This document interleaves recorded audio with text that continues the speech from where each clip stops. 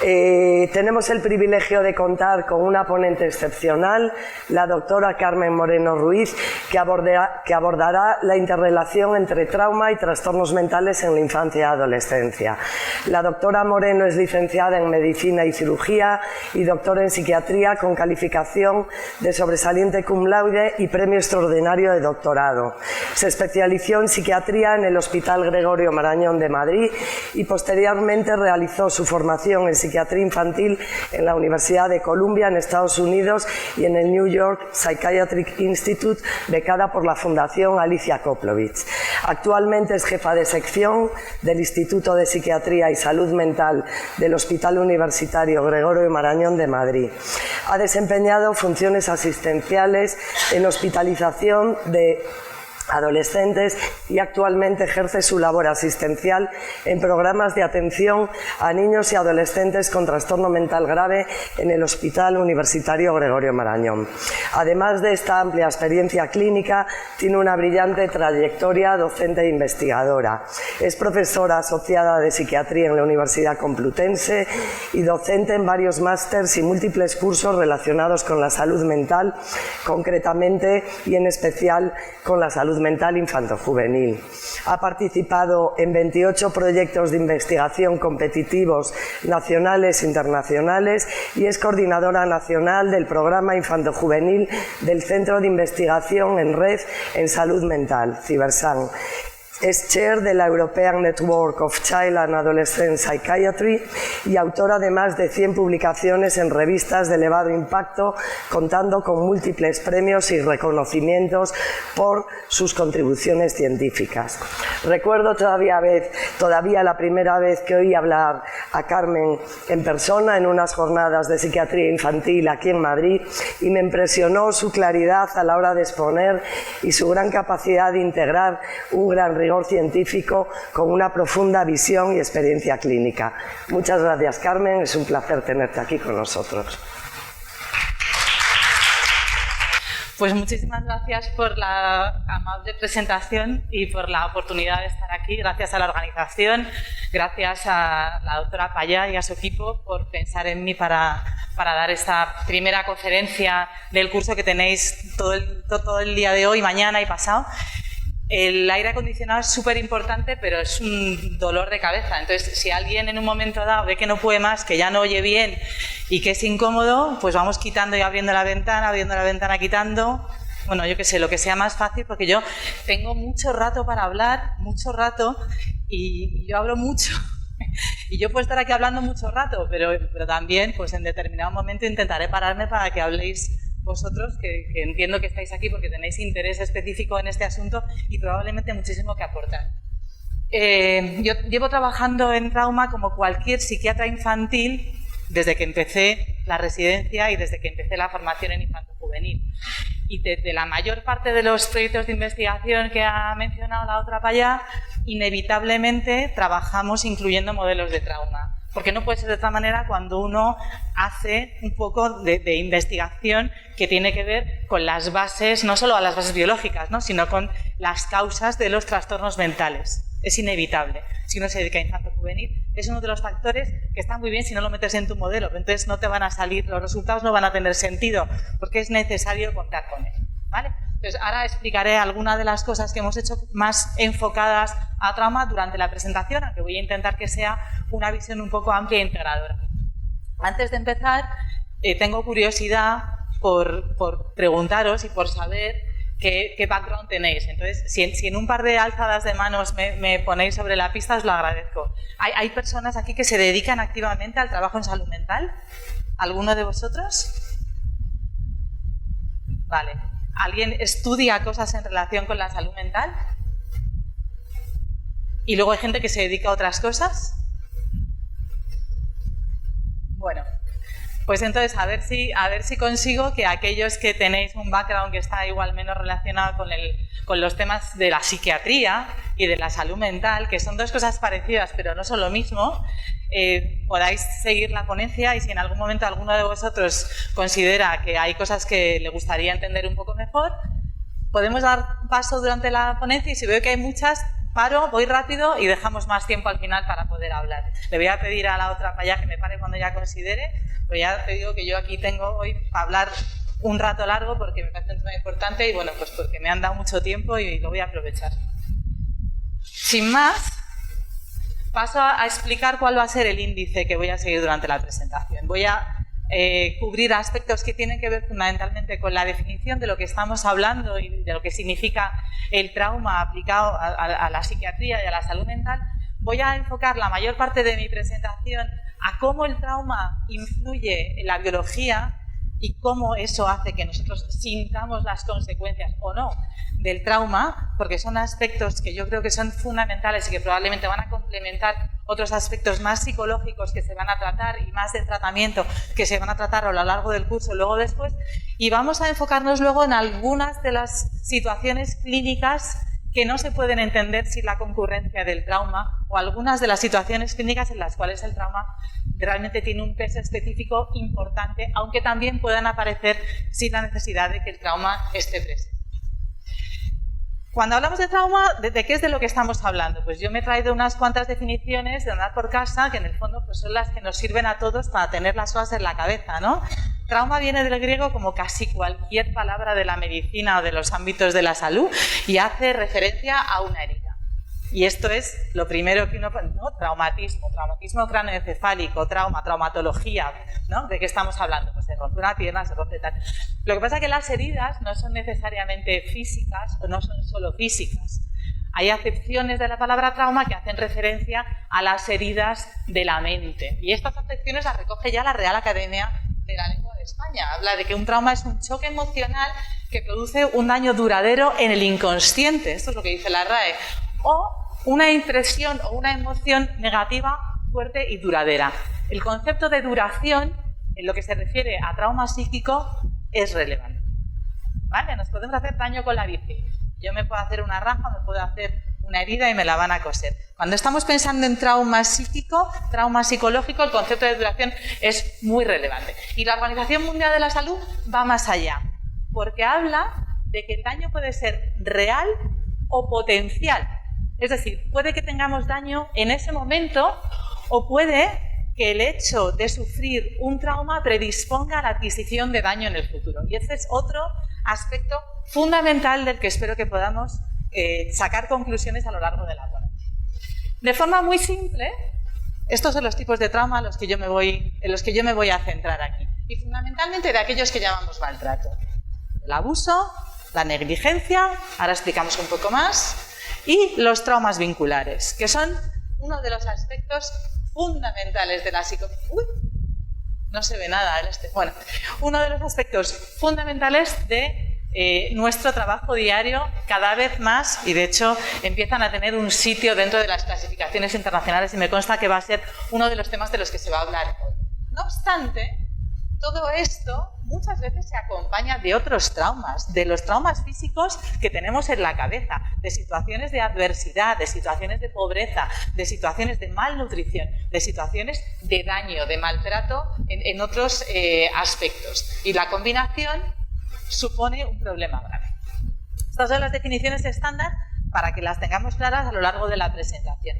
Cuando hablamos de abuso sexual, yo creo que este es un tema que en los últimos años se trata de forma muy frecuente en los medios. Tenemos clarísimo que no estamos hablando exclusivamente de una situación de penetración de un varón a una chica o a una mujer, de un varón a otro varón. Estamos hablando, en el caso de los niños, de, por un lado, exposición a situaciones sexuales explícitas o implícitas para las que el niño no está preparado por su condición de niño y por su incapacidad para dar consentimiento por el mero hecho de ser un niño a esas situaciones, al uso de los niños como estímulo sexual o al contacto sexual, cualquiera sea el tipo, entre niños y adultos. Y luego vamos a ver que independientemente de la presencia o no presencia, independientemente de la dosis que modula, el hecho de que haya presencia o no presencia de cualquiera de estos tipos ya supone un cambio en los problemas psiquiátricos añadidos. ¿De acuerdo? La cosa va peor cuando algunas situaciones son peores. Pero el cambio fundamental, las diferencias fundamentales están entre la presencia y la ausencia. Cuando hablamos de abuso físico hablamos de cualquier tipo de herida inintencionada, incluso de algunas que son inintencionadas directamente, pero intencionadas indirectamente. Uno da un empujón, acaba viendo una herida, en el fondo la intención era hacer una herida, pero el empujón ha estado ahí. El abuso emocional habla de cómo se altera la capacidad emocional o la estabilidad emocional del niño.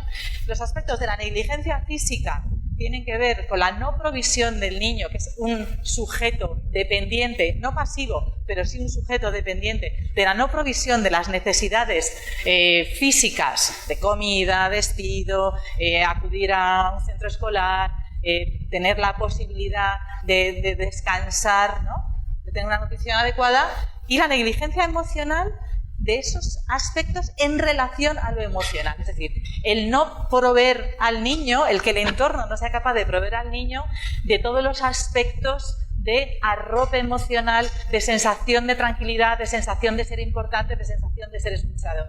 Esto, cada vez más, tenemos claro que es un factor de riesgo y un factor de protección fundamental. Y a pesar de que no siempre tiene que ser provisto por la mamá o el papá, lo que consideramos la familia nuclear típica, la familia nuclear típica juega un papel muy importante y desgraciadamente es difícil de suplir por otros entornos. Y a pesar de que se hacen muchos intentos y la sociedad tiene mucho que decir, es un tema muy complejo y que da para pensarlo desde muchos ángulos y desde muchos puntos de vista.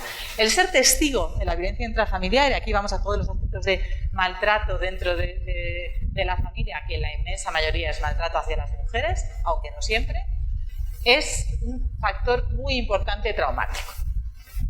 Esta es como la presentación de qué hablamos cuando hablamos de trauma. ¿El problema dónde viene? Pues que la inmensa mayoría de las veces ocurren varias cosas a la vez.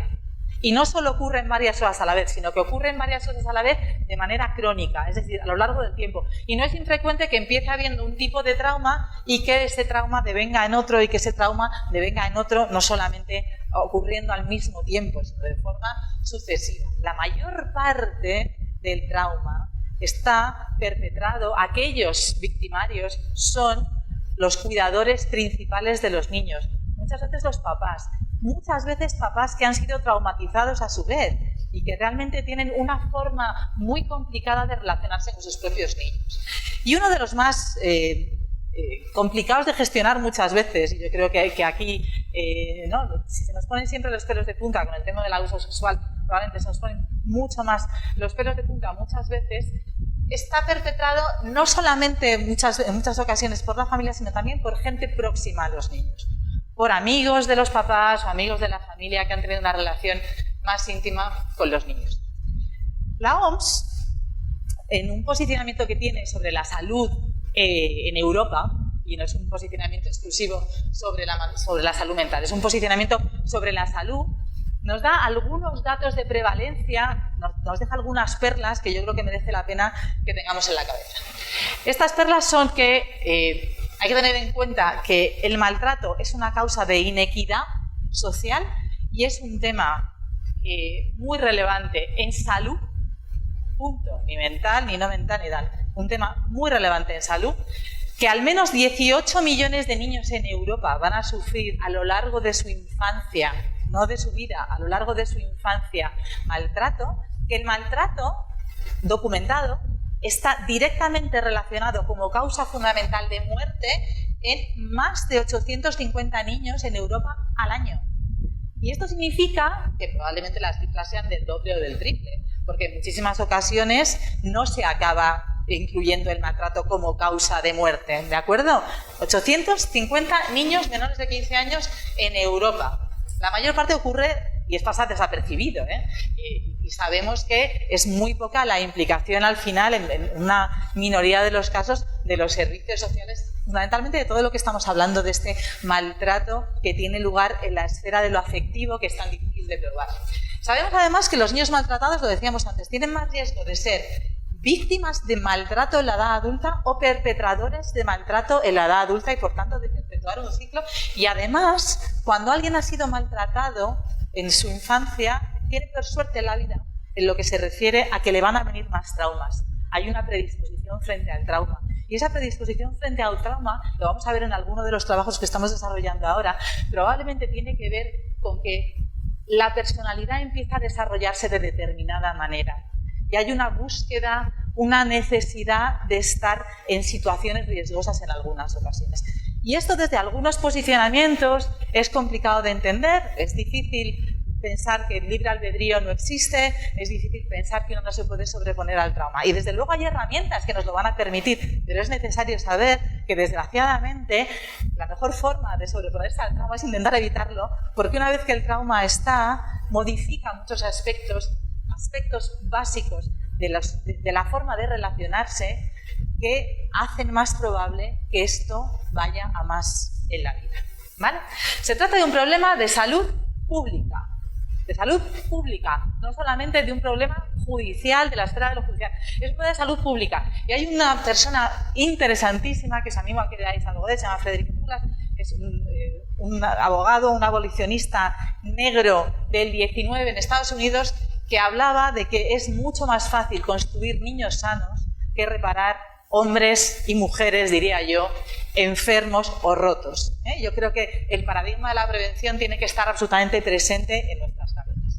Mirad, estos datos que os presento tienen que ver con la prevalencia de maltrato según autoinformes de niños y adolescentes, son autoinformes de adultos en relación al maltrato que han recibido cuando eran pequeños y representan diferentes continentes, ¿vale? En todos ellos estamos hablando de África, Asia, Australia, Europa, Sudamérica y Norteamérica. Y nos damos cuenta de una cosa, hay unos cuadraditos son más grandes y otros más pequeños, ¿no?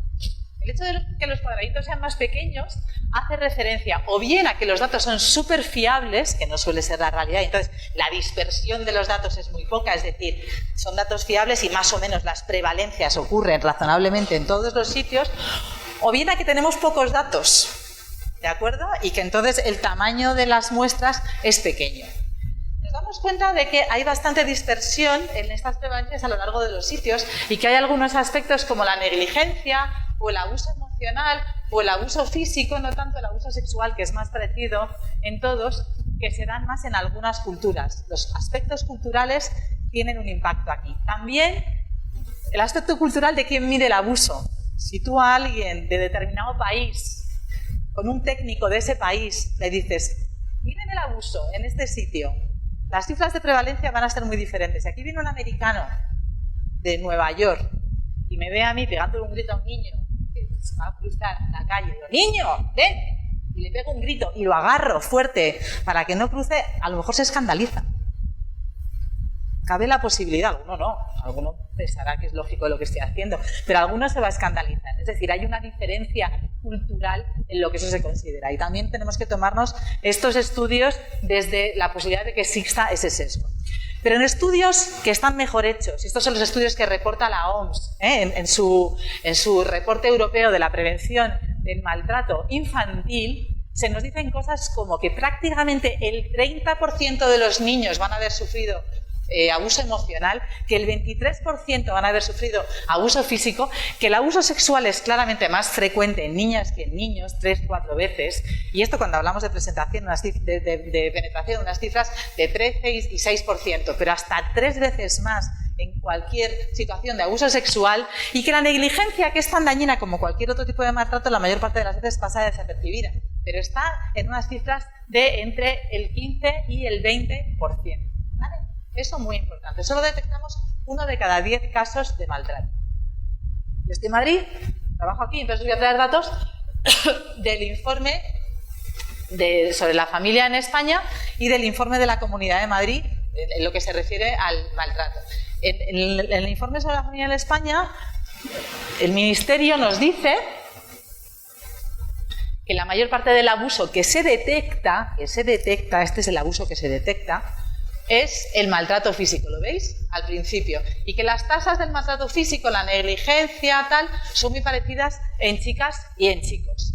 Que el siguiente es la negligencia y que luego están el maltrato psicológico y el abuso sexual. Y aquí hay una diferencia por género. El maltrato psicológico suele detectarse más en chicos y el abuso sexual más en chicas. Las cifras que tenemos de cuándo intervienen los servicios sociales Estos son datos del último informe de la Comunidad de Madrid. En este sentido, son estas, para que os hagáis una idea. Hay tutelas, es decir, situaciones en las que directamente una agencia de protección asume todo lo relacionado con el menor, todo, cualquier tipo de cuidado, de derecho vicario sobre el menor. Hay 2.700 niños y adolescentes en esta situación. Hay unos 1.700 niños que están en trámites, ¿no?, en los que se están haciendo estas valoraciones, y hay bastantes menos, unos 650 que están en situación de guarda. Situación de guarda que es un cajón desastre. Implica que durante un tiempo a los padres se les retiran algunas de los derechos y deberes hacia los niños. Lo que pasa es que esto no tiene que ver siempre con que los padres sean padres maltratadores o padres malos. Desgraciadamente, nuestro sistema social es un sistema limitado y nuestro sistema sanitario también. Y a veces, para tener acceso a determinados recursos de tratamiento que están gestionados por servicios sociales, hace falta que los papás cedan la guarda.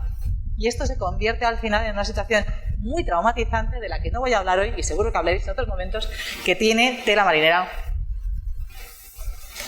también, ¿no? Porque para ayudar a tu hijo, tener que hacer una cesión de guarda, con lo que eso implica, con los daños vinculares que eso puede conllevar, pues os podéis imaginar lo que supone. Bueno, tenemos otro grupito del que también me gustaría mencionar algunas cosas, que son los niños con discapacidades. ¿Vale? Porque los niños con discapacidades agrupan una serie de factores de riesgo importantes para sufrir situaciones traumáticas. Aquí, ¿qué es lo que tenemos? Mirad, esto es una gráfica que representa el porcentaje de niños que tienen discapacidad intelectual que están en residencias. La mayor parte de estos niños con discapacidad intelectual en residencia no son niños con unos problemas de conducta gravísimos. Eso casi siempre ocurre más en la edad adulta, en los centros residenciales. La mayor parte de ellos son niños con situaciones sociales adversas a los que han tenido que recurrir, ¿no? Se les ha tenido que retirar la guarda o la tutela a los padres. Y de ellos, el 82% tienen por lo menos un evento traumático, pero es que casi el 40% tienen 3 o más. ¿Os estáis dando cuenta de los porcentajes? Que son altísimos. De ellos, efectivamente, cuando consideramos uno, el más frecuente casi siempre es la separación de los padres. No significa que cualquier padre separado, lógicamente, vaya a tener, que eso vaya a tener impacto necesario en la descendencia, pero es relativamente frecuente que esté junto con otros. Y todos los demás de los que están presentes son de los que hemos hablado hasta la fecha. Todo esto, además, cuesta dinero. Nos decía Frederick Douglass de que es menos costoso, y se refería al coste social, pero este coste también es un coste económico. Todos sabemos que si tú llevas el coche al taller y lo revisas periódicamente, aunque el taller te cueste un dineral, va a ser mucho mejor que si un día de repente se te rompe el motor y te tienes que gastar la mitad de lo que te cuesta el coche en volver a poner un motor nuevo. Y en estos términos lo entendemos todos, y todos tenemos un seguro, aunque no sea obligatorio, todas estas cosas. Oye, pero con esto no. Con esto no, porque los planes muchas veces, desgraciadamente, de sanidad, yo creo que cada vez más va habiendo un cambio de paradigma. Pero no es infrecuente que estén sujetos a aspectos políticos y a tiempos políticos, y no a tiempos que tengan en cuenta el desarrollo ni las prioridades en cómo funciona la psique. Vamos a ir pasando a lo que tiene que ver con los aspectos más puramente psicológicos, ¿no? Después de esta primera parte de ponernos en contexto de qué hablamos cuando hablamos de trauma, prevalencia y todas estas cosas. Los factores de riesgo para que esta situación se dé son distintos y vienen desde distintos ámbitos. Esto está muy bien porque nos permite darnos cuenta de que podemos también atajar esta situación desde distintos ámbitos y que la contribución puede ser muy importante, vengamos de donde vengamos, ¿no? En lo que se refiere a los niños, sabemos que los niños con más problemas, los niños prematuros, los niños con dificultades, con disabilities, con dificultades, discapacidades, los niños más chiquititos y los niños que son niños que no han sido planificados ni embarazos deseados, son niños de más riesgo, porque los sistemas de apego son sistemas más frágiles, están peor desarrollados. Este es un tema importante, luego vamos a volver al apego. Los padres también tienen algo que decir aquí. Padres más jóvenes, padres que han tenido eso, embarazos no deseados, padres que están solos, que han tenido exposición a violencia, a uso de sustancias, que ellos mismos han experimentado cuidados durante su infancia y su primera y prenatales desastrosos, que tienen hijos a los que no han podido cuidar durante el embarazo, su propio embarazo, y que tienen más dificultades derivadas de problemas de salud mental, específicamente la depresión, y específicamente la depresión posparto, que desgraciadamente todavía sigue siendo una entidad diagnóstica muy poco diagnosticada, son padres de más riesgo. Pero además hay otros aspectos a tener en cuenta, que son aspectos más sociales, más del entorno amplio. Por un lado, aspectos familiares como la dimensión de la familia, el tamaño familiar. A veces familias muy extensas, muy amplias, donde hay mucha gente que en teoría pueden proporcionar mucho apoyo, no son las mejores familias. Hay muchas familias que se llaman en mesh families, seguro que vais a hablar de cosas de este tipo. Hay expertos en terapia familiar, sé que vienen en el curso, y alguno de ellos trabaja en un centro al que yo le tengo mucho cariño, que es el Roberto Guidance Family Center, donde yo me estuve formando durante la residencia. Me fui allí en el 11S, antes de que fuera el 11S, me pilló el 11S y mi rotación la hice allí. Y yo creo que todos estos aspectos probablemente se me quedaron en la cabeza desde entonces. Entonces, todas estas familias en las que hay violencia doméstica, muchos cambios de un sitio para otro, muchas veces derivados de las dificultades económicas, son familias a veces poco cuidadoras, porque nadie toma a cargo al niño. Hay un aspecto muy importante que es el de la toma a cargo. ¿Quién es el que se encarga? ¿Quién sabe que es el que se tiene que encargar y ejerce los derechos de encargarse, ¿no? Cuando diluimos la responsabilidad, esto lo vemos en cualquier dinámica de grupo, esto generalmente no funciona. Y luego hay sociedades que cuidan más, hay sociedades que empiezan a legislar, hay sociedades que dan visibilidad, hay sociedades que tienen sistemas de cuidados desarrollados, hay sociedades que tienen sistemas sociales desarrollados y sistemas de salud como este, en el que estamos hablando hoy, aquí en verano, ante un auditorio de gente diversa, no solamente que se dedica a la salud mental, de estos problemas. Todo esto ayuda y nos permite pensar, ¿vale? Pero ahora yo me voy a ir ya a mi campo, que es el campo más de la psiquiatría y más el campo concretamente de los aspectos más biológicos de la psiquiatría. Cuando a un niño se le maltrata, cuando sufre maltrato, no necesariamente va a tener unas consecuencias nefastas en la vida.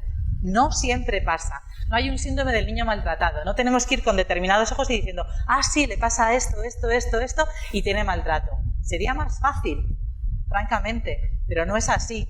Es absurdo pensarlo. No es así, nos vamos a quedar cortos. Vamos a ver una porción ínfima de lo que pasa.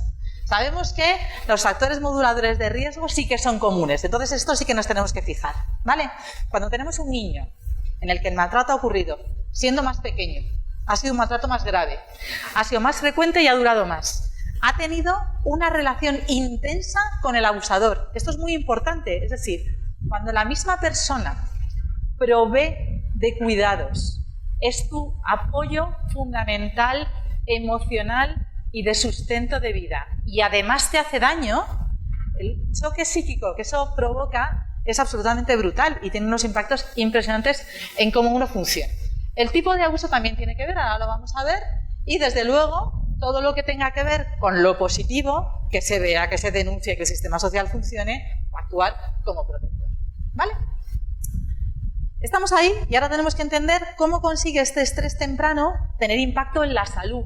Y no solamente tener impacto en la salud en ese momento, sino mantener ese impacto en la salud a lo largo del tiempo. Ahora viene la parte que a lo mejor es un poquito más técnica, en la que sí que me gustará que luego podamos hacer preguntas si hace falta o en cualquiera, ¿no? Por lo menos hay que tener en cuenta estos tres factores, que son... Es importante saber que puede haber una predisposición genética hacia que el maltrato tenga más impacto. Es importante saber que el maltrato provoca cambios en el sistema endocrino, en las hormonas, en los neurotransmisores, en aquellos mediadores finales de nuestras emociones, sensaciones, comportamientos, y que esto provoca además una alteración en el cerebro, no solamente en cómo funciona, sino en cómo es. Y vamos a ver algunas diapositivas que nos van a permitir hacernos una idea. Mirad, esto es un esquemita del desarrollo cerebral. El desarrollo cerebral, la mayor parte del desarrollo cerebral ocurre en el primer tramo postnatal, antes de los 24 meses. ¿Os dais cuenta cómo llegamos a los 24 meses?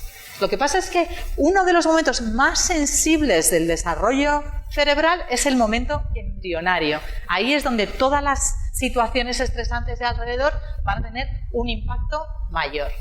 La mayoría de las neuronas ya se forman ahí, antes del nacimiento. Pero el tamaño del cerebro es prácticamente el tamaño adulto con 2 años.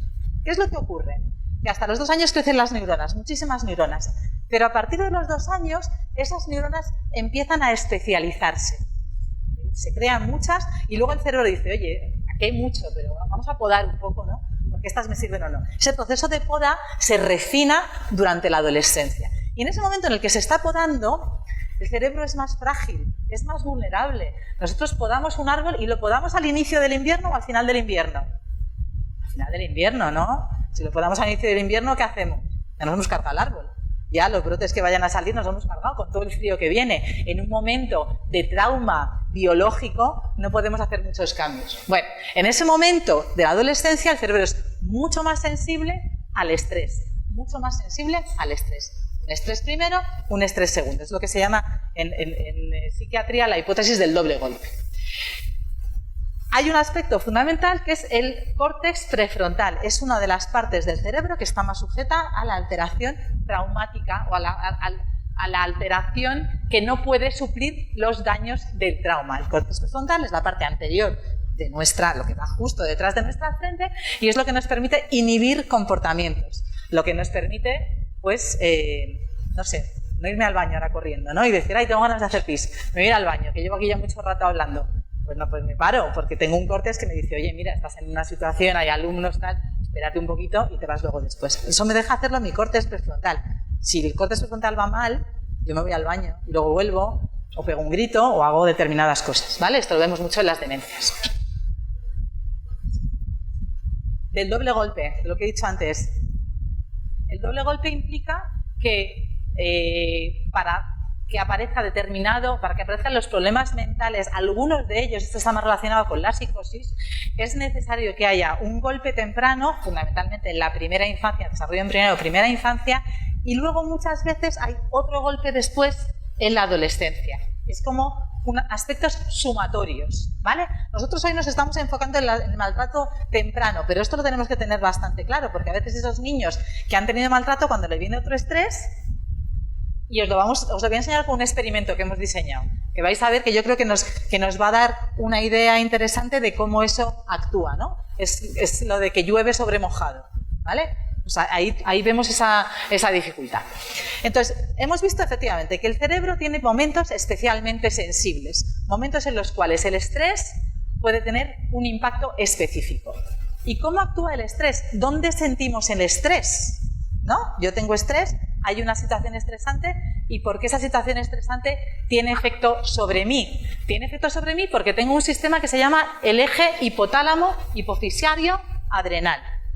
Tengo una estructura en la zona interna del cerebro, que es el hipotálamo, que conecta con una glándula, que es la hipófisis, y con otra, que es la glándula adrenal. Y cada una segrega determinado tipo de hormonas que una y otra le dan la orden a la siguiente de seguir secretando otra hormona, ¿no? Es una cascada de mensajeros que hacen que aumente el cortisol.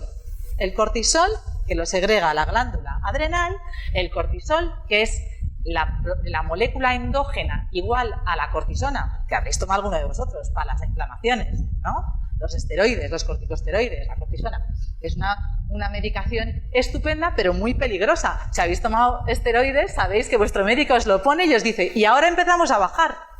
Y tú dices, sí, estoy fenomenal con el cortisol, ¿por qué me lo vas a quitar? No, porque si te lo tomas mucho tiempo, ¿qué pasa? Que se te estropea tu sistema de regulación. Tu cerebro deja de tener capacidad para producir cortisol cuando haga falta. Esto lo saben los médicos. No se puede. Vale, pues vamos a ver qué pasa con el maltrato. El cortisol es el mediador del maltrato, ¿vale? Entonces, cuando llega el cortisol, cuando ya llega el maltrato, estimula el hipotálamo, la hipófisis, la glándula adrenal, y aparece el cortisol, lo tenemos ahí arriba, aparece un estrés, acaba el estrés y el cortisol baja. Ya está. Y otra vez el sistema se autorregula. De hecho, ¿por qué baja? Si acaba el estrés Porque el cortisol le da la orden al cerebro de no crear más cortisol y entonces todo el sistema se autorregula. Esto bien. ¿Qué es lo que nos pasa en una situación crónica de estrés crónico? Que no baja ese cortisol. Ese cortisol está todo el rato alto. ¿Y por qué nuestros médicos nos dicen no tomes mucho cortisol, tienes que bajártelo? Porque el cortisol es tóxico a nivel biológico, no solamente a nivel cerebral, sino también a nivel físico. Es un tóxico, ¿vale? ¿Qué hace sobre las neuronas este tóxico, que es el cortisol, cuando está crónicamente alto? Disminuye la complejidad de las dendritas. Las dendritas, que son estas estructuras de la neurona que permiten la conexión con otras neuronas y por tanto el funcionamiento del cerebro, aumentan la actividad de un modulador que es el GABA, que provoca anestesia emocional. El GABA es lo que media las benzodiazepinas, el Orfidal, que la gente se toma para dormir, ¿no? Hace que aumente el GABA y te quedas relajado. Pues aquí te queda esa sensación de estar relajado, pero de mentira, con el cortisol alto y sin poder reaccionar. ¿Entendemos un poco lo que pasa? Y altera el procesamiento emocional y la capacidad de adaptación. Porque el cortisol existe para algo. Si yo estoy aquí y de repente se empieza a romper esto de aquí, mi cortisol me permite dar un salto y decir, ostras, peligro, me voy de aquí, ¿no? O empiezo a oler a quemado, me voy para algún lado, oigo una alarma y me voy. Mi cortisol sube y me permite tener una respuesta adaptativa frente al estrés. Si yo voy con el cortisol aquí y ya estoy con el GABA por lo alto y tal cual, no hago nada. Me quedo aquí y me llega más trauma y me quemo. Inhalo CO2, me pego un golpe en el suelo. ¿Veis lo de la acumulación de trauma, cómo tiene mucho sentido biológico? Esto hace que algunas áreas en concreto sean las que sufren las consecuencias. Algunas áreas cerebrales en concreto. Tú me dices si tengo que parar o tengo que ir más rápido, ¿vale? El córtex prefrontal medial del que hablaba antes, ¿vale? Este sistema regulador de los impulsos y de poder actuar o no actuar, se estropea. El hipocampo, un área fundamental, media la memoria y media el aprendizaje. Entre otros, el aprendizaje de la experiencia. Es decir, no el aprendizaje de me pongo a leer y memorizo, ¿no? Los Reyes Godos, ¿no? El aprendizaje de esto lo aprendo, lo meto en mi cabeza. Si estoy así, anestesiado a nivel emocional, la aprehensión no es igual, no me entero bien y tropiezo con la misma piedra una y otra vez, porque mi biología me lo está poniendo difícil. Y además hace que la amígdala, que es el sistema este que me permite que el cortisol actúe y salga corriendo delante de un león, tenga un funcionamiento errático. Es lo que funciona al final, lo que toma el control, pero toma el control de aquella manera, ¿vale? Esto hace que el entorno externo se malinterprete constantemente como peligroso, pero al mismo tiempo que no podamos actuar frente a ese peligro. Es decir, hay una sensación de miedo constante, pero la posibilidad de actuar frente a ese peligro es muy pequeña. Esto es lo que ocurre de por qué el estrés actúa. Ahora vamos a ver qué pasa con la genética y con este tema del estrés. ¿Qué relación tiene? ¿Qué hemos visto? Hemos visto que en algunas personas con alteraciones en algunos genes, y aquí señalo dos que son muy importantes. Uno, el MAOA, y otro, el 5-HTLPR, que es el gen del transportador de la serotonina. La serotonina os suena, ¿no? La serotonina es un neurotransmisor, es una sustancia que está en el cerebro que permite la comunicación entre células y que media aspectos muy importantes, sobre todo en relación con el ánimo. Cuando la serotonina está baja, aparecen sobre todo trastornos del estado de ánimo, aparece sobre todo depresión y aparecen comportamientos compulsivos, obsesivos, reiteraciones, ¿vale? Entonces, cuando alguien tiene alteraciones en estos genes fundamentalmente, se ha visto que si además aparece estrés, es frecuente que aparezcan depresión, trastorno por estrés postraumático, ansiedad, agresividad e incluso, aunque no tan directamente, abuso de sustancias. Muchas veces esto es para compensar las sensaciones tan desagradables que provoca toda esta cascada que estamos explicando hoy. Hay otros genes que también están relacionados y son genes fundamentalmente relacionados con el eje hipotálamo adrenal del que hemos hablado previamente, con que eso funciona, ¿vale? Y sabemos que no es que una alteración en un gen provoque una enfermedad, no. Hay unos genes que predisponen y desgraciadamente si esos genes están afectados por el estrés, casi siempre puede aparecer cualquier cosa y muchas veces más de una. Mirad, este es un ejemplo muy interesante que es muy gráfico. de este ejemplo. Y es un artículo seminal que publica Caspi en la revista Science hace 20 años. ¿Qué dice Science? Encuentra a chicos que tienen un nivel alto o un nivel bajo de este gen, del MAOA, uno de los dos que os decía que media la relación entre el estrés y la enfermedad mental.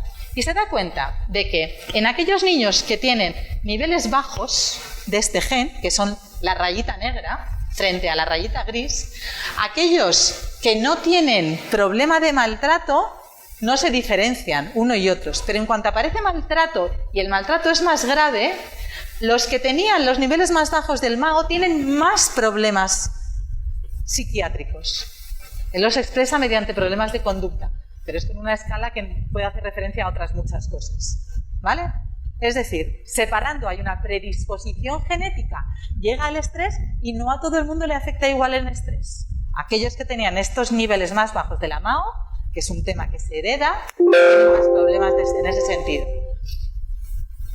Esto para que entendáis un poco este tema de cómo los genes nos llevan al comportamiento, que tiene su importancia. Me extiendo muy poquito, pero tú tienes un gen, ¿vale? Ese gen hace que a partir de la hélice de ADN se creen unas estructuras que se llaman ARN mensajero. El ARN mensajero hace que aparezcan determinadas proteínas, sabemos, ¿no?, lo que son las proteínas, forman nuestros músculos, son mediadores del funcionamiento, y esas proteínas muchas veces generan, pues esto, neurotransmisores como la serotonina, etcétera, etcétera. Al final son estos, los neurotransmisores, las hormonas, etcétera, los que median nuestro comportamiento. Pero para llegar ahí tenemos que venir desde el gen, ¿vale? Entonces, podemos tener una alteración desde el gen, pero también podemos tener una alteración en el siguiente paso, en la traducción del gen al mRNA, que es lo que se llama la epigenética. ¿Por qué? Porque sabemos que el estrés llega al gen y se provoca que el gen se encienda o se apague. Tenemos un gen que puede producir la MAO, por ejemplo, ¿no? Hemos dicho niveles normales de la MAO. Tengo un gen que produce la MAO. Mi gen está bien. Mi gen produce la MAO bien producida. Pero ¿qué pasa? Que me ha venido el estrés y entonces el estrés ha hecho que aparezcan unas proteínas que se llaman histonas que se han pegado en la parte anterior al gen y ya el gen no funciona. El gen está bien, pero no funciona. Porque está la histona pegada y no permite que ejerza su función y que sintetice las proteínas. Eso es la epigenética. ¿Cuál es el problema de la epigenética? Que se hereda.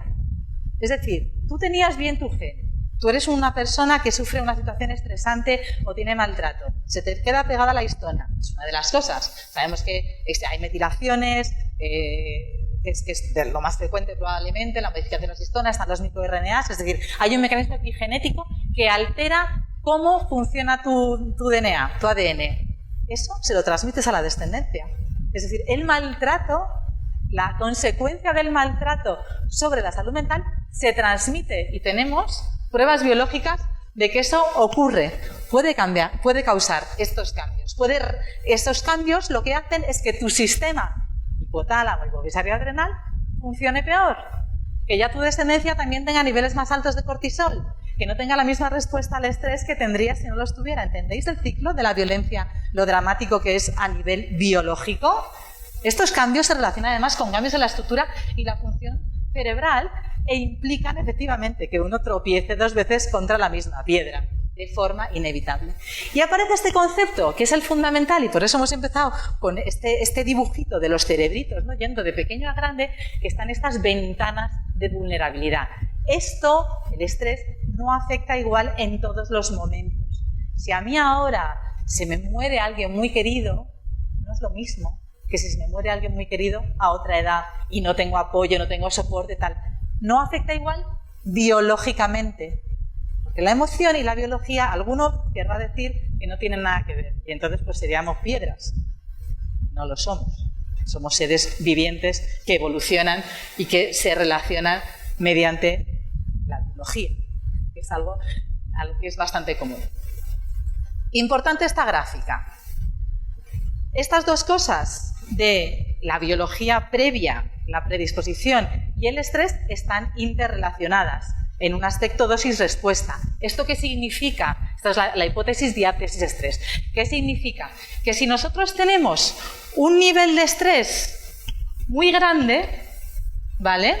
Tenemos un nivel de estrés muy grande, pero tenemos muy poquita predisposición biológica, generalmente no vamos a tener muchos problemas de salud mental. Si tenemos un estrés pequeño, pero muchísima predisposición biológica, vamos a tener muchos problemas de salud mental. Y en general estamos entre medias. Es decir, que es malo mucho de uno y malo mucho de otro. Y los dos aspectos son aspectos que tendríamos que trabajar y que tendríamos que mirar. Esta es la investigación a la que hacía referencia antes cuando estábamos hablando de esto del doble golpe, todas estas cosas, ¿vale? Mirad, esta es una investigación súper interesante del grupo de Lourdes Fañanas, en el que colabora también mi hospital, que tiene un proyecto que se llama EpiYoung Stress. Entonces, en este proyecto lo que se hace es reclutar adolescentes, algunos de ellos tienen historia de maltrato infantil, otros no tienen esa historia de maltrato infantil, y entonces a estos adolescentes se les hace un test, que es el Trier Stress Test. ¿En qué consiste? Tú traes al chaval un día por la tarde en la clínica, le tomas cortisol, porque el cortisol lo estamos midiendo todo el rato, que sabéis que sube y baja, está ahí tranquilamente, ¿no? En una sala leyéndose una cosa o jugando con el móvil un rato, le pones en una situación estresante, le dices que es que va a hacer una prueba, es de mentira, que donde va a hacer una prueba, y en la prueba, el que va a hacer la prueba se pone bastante serio y bastante borde, le genera bastante estrés, es un ratillo, bastante estrés, le mides el cortisol antes y después y luego le dejas que se recupere después un ratito para tal, ¿no? Es decir, tenemos chicos con maltrato y sin maltrato, es decir, en algunos hay lluvia previa, hay mojado previo y vamos a hacer un maltratito chiquitín, un maltratito de 10 segundos, 20 segundos, 20 minutos de maltratito, flojo, ¿vale? Ahí. Con ese maltratito, ¿qué es lo que vemos? Vemos que ya directamente, antes, en la situación importante, que es antes de dormir, que es cuando hay que medir el cortisol, ya los niños con maltrato tienen el cortisol más alto. Ahí, nuestra hipótesis esta que hemos visto antes de más cortisol tal, esto ya pasa. Pero con el maltratito, ¿qué es lo que vemos? Que en ese momento los normales suben el cortisol, los normales son lo verde, sube el cortisol. Tienen más respuesta de, ostras, qué situación, que tengo que hacer tal. Los maltratados no sube el cortisol, se queda abajo, ¿vale? Y además, la sensación de ansiedad es mucho mayor en los maltratados, la línea roja, que en los no maltratados, que es la línea verde, ¿vale? O sea, con ese pequeño estrés de 20 minutos que anda el consentimiento y tal cual. Y esta del mismo grupo es muy interesante porque luego después, ¿qué es lo que vemos? Que esa situación de estrés, y esto es medido mediante la inmunoglobulina, con el mismo test, es diferente en niños y en adultos y en adolescentes. Esto es lo del doble golpe. En niños, en el estrés a nivel general, y aquí juntamos maltratados y no maltratados. En niños en general, la subida de cortisol, el nivel de cortisol es más bajo, el nivel de inmunoglobulina, más bajo que en adolescentes a nivel general, ¿no? Eso de la diferencia que veíamos. Pero cuando tenemos niños que han sido maltratados previamente, los niveles suben al nivel de los adolescentes y de los adolescentes maltratados. Es decir, en la adolescencia tenemos un momento de vulnerabilidad frente al estrés, pero si somos un niño que crece siendo un adolescente y ese niño ha sido maltratado, eso sube ya desde la infancia. No se espera a la adolescencia para subir. Desde la infancia está subiendo. Y ya, lo último que os cuento de esto, que me parece bastante interesante, es que no es un tema solamente de mamás este asunto. La metilación que hemos visto, o todos estos cambios epigenéticos que hemos visto en el genoma, se puede producir también en las células sexuales. Y hay evidencia de que en las células del esperma, ¿sabéis? Las células sexuales, los ovarios, las que están en los ovarios, los óvulos, y las células de los espermatozoides van aparte del resto del cuerpo, tienen sus propios ciclos evolutivos, van a su bola.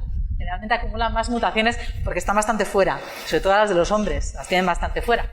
Y ahora los de ahora que se aprietan mucho los calzoncillos y que hacen cosas de esas, hay hipótesis que dicen que el calor les va peor. En fin. Pero la situación es que esas alteraciones pueden transmitirse también a la descendencia, independientemente de las otras, por la línea germinal.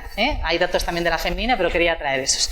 Cuando hemos dicho que, vale, que ocurre todo esto y que además tiene impacto en el cerebro. Quería que vierais esta foto, ¿vale? Esta foto es la que compara un cerebro sano de la misma edad, un niño de 4 años, con un cerebro no sano debido exclusivamente al maltrato. Son niños en situación de negligencia extremas, niños de orfanatos, ¿vale? De orfanatos realmente con una situación muy complicada. Vemos que el impacto biológico es brutal. La mayor parte de las veces no vemos esto, pero es para que veáis de una forma gráfica que esto puede llegar a pasar. Estas alteraciones, como os decía antes, hacen que muchas veces sea la amígdala la que toma el control. Y la amígdala es el centro de la emoción y un centro muy errático y provoca que los cambios en el comportamiento sean muy importantes. Los aspectos de la resiliencia no los voy a mencionar más que brevemente como concepto. Es decir, nos hemos metido en factores de riesgo todo el rato, pero afortunadamente, como os decía antes, no todo el mundo tiene problemas y el no tener problemas, la capacidad de no tener problemas, la denominamos resiliencia. Un concepto que tiene varios padres. A mí me gusta la definición de Michael Rutter, que es uno de los padres de la psiquiatría infanto-juvenil moderna, que desgraciadamente falleció el año pasado, creo que fue el año pasado, y que habla de que hay varios aspectos a tener en cuenta a la hora de ser resiliente, ¿no? Y estos serían como, venga, ¿qué aspectos del niño y de la familia tenemos que potenciar? Pues el hecho de que los niños, ayudarles a tener estrategias de regulación emocional efectivas, porque por ahí podemos hacer algo. O ayudarles a tener una visión positiva de la vida, ¿no? O que las características las valore la sociedad. El hecho de que tengamos familias que sean capaces de dar apoyo y que sean familias cálidas a nivel emocional, que haya un rol social del niño que esté valorado, que por lo menos con uno de los padres tenga una relación cercana, y sociedades en las cuales efectivamente se potencie lo bueno del niño, se potencie y se le haga saber. Porque no vale con si yo te valoro mucho, hijo, yo te quiero un montón, y tú para mí lo eres todo, pero no hago más que machacarte todo el día, y a nivel social igual. Necesitamos que nos lo digan, ¿no? A mí me ha encantado cuando me ha dicho, vea esas cosas tan bonitas en la presentación. A mí me ha gustado, pues luego me da vergüenza, pero digo, qué bien, pues que le ha gustado un día que hablé hace 1000 años, pues eso a uno le predispone y yo empiezo la charla mejor. Pues yo lo agradezco, y no soy la única, seguro que le pasa a más de uno de los que está aquí presentes. Para terminar esta primera parte, y ahora ya la última, que es la más cortita, me voy a lo puro y duro de la enfermedad mental. Quería que tuvierais en cuenta que el efecto del trauma es diferente en la infancia y en la adolescencia, que es más habitual que haya resiliencia en la adolescencia cuando hay trauma que en los niños, que casi siempre podemos tener más vulnerabilidad, y que el efecto sobre la sensibilización del eje hipotálamo hipofisiario adrenal ocurre fundamentalmente en la infancia. ¿Vale? Esto es un poco de lo que hemos hablado y no lo voy a repetir porque creo que he sido suficientemente clara, y nos vamos a la siguiente parte. Entonces, aunque casi cualquier trastorno psiquiátrico, como creo que ha quedado patente, puede tener un componente importante de estrés, o al menos un componente de estrés, yo voy a enfocarme ahora en los más típicos de la infancia y de la adolescencia, que no son los únicos, porque sabéis que todos los trastornos psiquiátricos pueden ocurrir antes de los 18 años, sin excepción. Incluida la demencia, algunas formas de esquizofrenia llamada demencia precoz, y ahí tendríamos un tema del que hablar, ¿vale? Todos los trastornos psiquiátricos pueden ocurrir antes de los 18 años. En algunas ocasiones es lo más frecuente, como los trastornos del desarrollo, el autismo, por ejemplo. En otras ocasiones es lo más raro, pero todos pueden ocurrir antes de los 18 años. Pero no vamos a repasar toda la psiquiatría ahora. ¿A qué nos vamos a dedicar? Pues nos vamos a dedicar a lo que es más frecuente, ¿vale?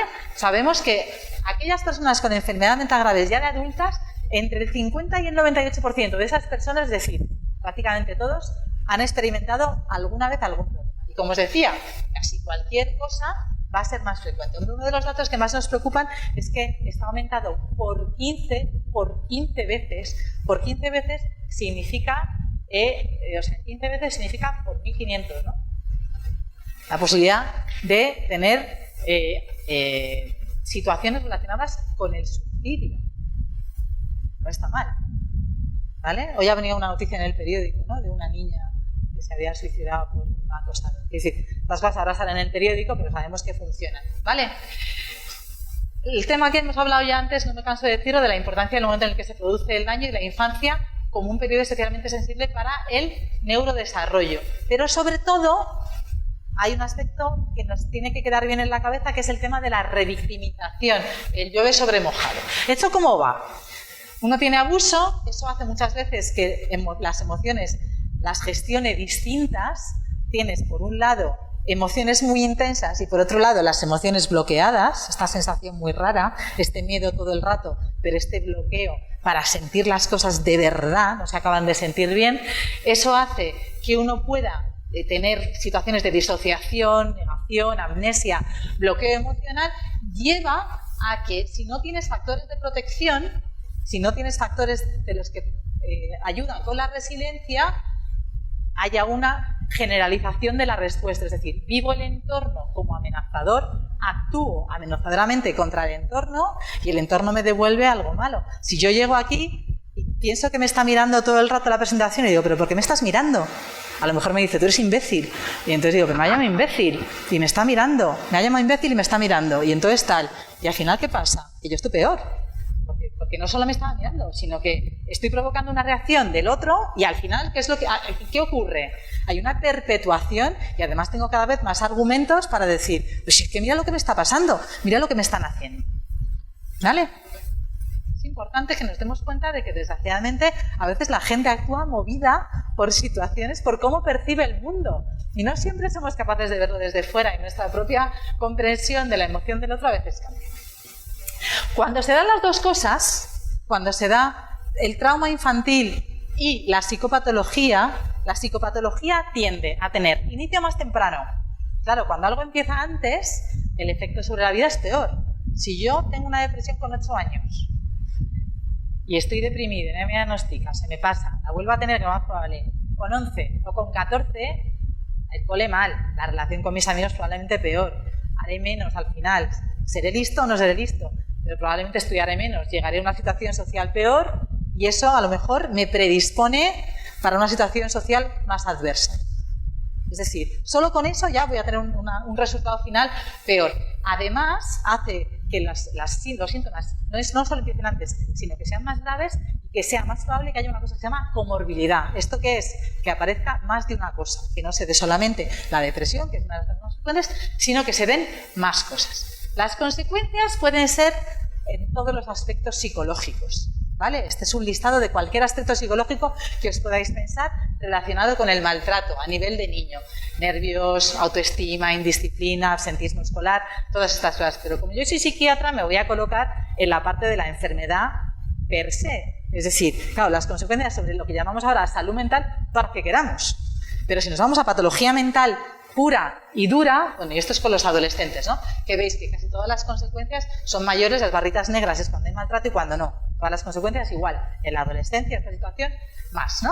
Pero si nos vamos a todo al tema, vale, que tiene que ver con lo puramente duro, hay que primeramente tener en cuenta este concepto, que es el concepto del apego, ¿vale? Que es un concepto básico en psiquiatría, no solo en psiquiatría infantil, psiquiatría, pero que es un concepto que fuera de la psiquiatría infantil parece que no existe, ¿vale? El apego es un modelo de la representación interna de uno mismo, que se construye y se crea a través de la mirada del otro. Las interacciones tempranas que uno tiene, uno empieza a verse. Si la primera vez que tú tienes que alguien te acuna, que alguien te cuida, que alguien te da el pecho, que alguien te calma por la noche, que alguien calma tus ansiedades, tú sientes que el otro está ahí para ti, que te ve, tú empiezas a ser capaz de verte a ti mismo como un ser, al principio pegado al otro y progresivamente separado del otro. Si en esas primeras interacciones lo que hay es una reacción de ansiedad, de angustia, de separación por parte del otro, de rechazo por parte del otro, la visión que se va construyendo de uno mismo, fundamentalmente en lo relacional, en el modelo de apego, es una visión muy distinta, es una visión ansiosa. ¿Sí? Esto que es un modelo absolutamente básico, es decir, el hecho de que el cuidador sea muy sensible, que responda a las demandas y las necesidades, que esté en sintonía con los estados afectivos y que responda de manera consistente, es fundamental y no siempre se da. No es lo mismo, ¿no? Vemos a un niño que está sonriendo y que nos sale a hacer ¡ay, qué guapo eres! ¡Mira cómo te ríes! Y nos reímos. ¿Por qué nos reímos? Porque reflejamos el estado emocional del niño. ¿Y por qué lo hacemos? Porque tenemos instinto. Y porque nuestro instinto nos dice que a un niño que sonríe hay que sonreírle. ¿Por qué hay que sonreírle? Para que se dé cuenta de que sonriamos y se dé cuenta de que está sonriendo él. Y construye su propia representación de sí mismo a través de cómo nosotros lo estamos viendo. ¿Vale? Esto es el apego. Entonces, un apego seguro implica que alguien es capaz de estar con alguien, de separarse, de volver, porque siente que el otro es fuente de seguridad. Es un aspecto muy importante. El vínculo es la base del desarrollo social después, no solamente con nuestros cuidadores primeros, sino con nuestra sociedad. Es la posibilidad que nos da el estar en sintonía social. Estamos tranquilos con los demás. Cuando tenemos una mamá maltratada, cuando tenemos a alguien que ha sido víctima de violencia, cuando tenemos una situación de negligencia, una situación social extrema, muchas veces ese vínculo seguro no existe. Es un vínculo ansioso o es una cosa errática. Hoy te sonrío, hoy te pego una torta. Y depende de cómo estoy yo y no depende de cómo eres tú. Eso hace que las cosas cambien mucho, ¿vale? Cuando hay una alteración en el apego, esto hace que la emoción y el desarrollo cognitivo varíen, ¿vale? Entonces, con este concepto claro, la psiquiatría se ha preocupado casi siempre de este tema desde los problemas gordos vinculares. Niños con maltrato institucional, en orfanatos, con muchos problemas, tal, y ha descrito dos tipos muy importantes de clínica. Los trastornos vinculares en dos diagnósticos. Uno, el trastorno de apego reactivo, es decir, niños que lo que hacen es no reaccionan frente a los demás. No sé si el otro va a ser bueno o malo, yo por si acaso me retraigo. Ya me hacen así o me hacen así y yo, o sea, no. Estoy retraído, parece que no funciona el cortisol aquí y yo para atrás, una situación muy retraída que además tiene que tener relación con un maltrato previo, tiene que estar documentado para que este diagnóstico se pueda hacer, ¿vale? Y el otro es el trastorno de la relación social desinhibida, que es todo lo contrario, es un niño que se va con cualquiera. Uy, qué simpático es, pero vamos, que le da igual el frutero, el panadero, la profesora, mamá, la abuela, hoy soy tu amiga y ahora me voy con este porque no tengo forma de vincularme adecuadamente. Me voy para un sitio y luego para otro. Igual de grave es, ¿vale? Una situación y la otra. Estas son las clasificaciones, lo que han hecho las clasificaciones típicas, ¿vale? Y nos han hablado de esto. Las prevalencias, pues se dice que el 1%, los niños institucionalizados mucho más, casi el 50%. Pero ¿cuál es el problema? Que si solamente nos vamos a casos extremos, a casos documentados de abuso o de negligencia extrema, nos estamos perdiendo lo que nos encontramos en la clínica todos los días, que son niños que tienen situaciones vinculares crónicas alteradas. Son niños en los que aparecen todas estas cosas, agresiones, robos, acumulación de comida, interés en el fuego, tal, ¿no? Superficialidad, bueno, cosas esas que no se recogen. ¿Esto por qué es? Porque el apego tiene influencia en cómo uno aprende a regular sus propias emociones.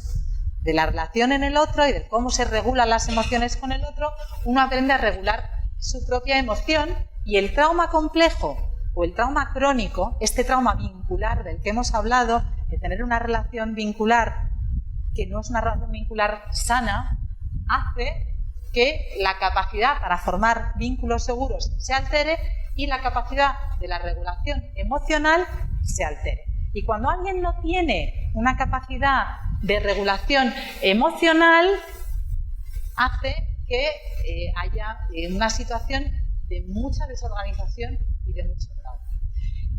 Las categorías de enfermedades psiquiátricas hasta ahora no lo han recogido. De hecho, la DSM-5 se ha hecho una propuesta, hay unos criterios que se desarrollaron en 2013, que se llevaron a cuando se estuvo replanteando el DSM-5 y finalmente no se aprobó. Pero la CIE-10 lo ha incluido lo que se llama el trastorno por estrés postraumático complejo. La propuesta del CIE-10 de la otra era trastorno traumático del desarrollo, da igual. Al final, realmente se trata de darnos cuenta de que para tener un estrés postraumático muchas veces basta la patología vincular. Y en ese caso, cuando la patología que hay es fundamentalmente vincular, lo que nos encontramos son niños que tienen problemas en el apego, no pueden vincularse de forma adecuada a los demás. La mayor parte de las veces los viven como una amenaza. Niños que biológicamente tienen problemas, hay alteraciones en el... Y esto es un tema que los médicos hemos dejado de la mano de Dios y es flipante. Que son los problemas en el desarrollo sensitivo y motor. Es alucinante, lo hemos dejado Nos hemos desvinculado. Los únicos que se ocupan de este tema en mi hospital son los terapeutas ocupacionales, menos mal, porque además saben mucho de lo que tiene que ver con la sensorialidad y con el desarrollo motor, pero es que nosotros es como si no tuviéramos cuerpo. Es lo mismo que lo mental y lo biológico. A mí me parece alucinante. Pero hay problemas en ese sentido, e intervenciones desde lo sensorial pueden ayudar. Problemas de la regulación y del afecto, disociaciones, alteraciones cognitivas en el control del comportamiento, en el autoconcepto, todos estos pueden estar ahí. Me voy a la última parte, que me quedan como 10 minutos. ¿Voy bien? Vale. Os decía antes, toda la enfermedad mental puede aparecer antes de la edad adulta. Toda puede aparecer antes de la edad adulta. No toda es más frecuente antes de la edad adulta, pero toda puede aparecer antes de la edad adulta. Mirad, este es un estudio muy interesante, teniendo en cuenta este concepto. Este es un estudio de una revisión de revisiones, es una meta-umbrella, meta-analytical review, es decir, un estudio en el que han metido 100 y pico mil sujetos, análisis de ciento y pico mil sujetos, de forma que los han podido analizar. Claro, analizar estudios muy diversos es muy difícil, pero esto es un estudio que está hecho con una metodología muy fina y que consigue analizar todos estos sujetos, cuyo objetivo es determinar cuánto porcentaje de enfermedad mental podría evitarse si se evitan factores de riesgo evitables. Es decir, la biología, las alteraciones en el gen del transportador de la serotonina o en el gen de la MAOA o de la COMT, como hemos visto antes, no la vamos a poder evitar todavía. Ya veremos si con el CRISPR y las técnicas de edición genómica en un momento dado se puede hacer o no. Parece poco probable, porque la expresión de estos marcadores es un poco random a lo largo de nuestro cerebro y nuestro cuerpo. Pero hemos visto que esto está acompañado de otras cosas. Entonces, ¿cuánto se puede evitar si evitamos las otras cosas? Pues las cifras no están nada mal. Podemos evitar casi el 40%, el 37,5% de los casos de psicosis, que parece una enfermedad como muy ajena a todo este tema del estrés y del maltrato y todas estas cosas.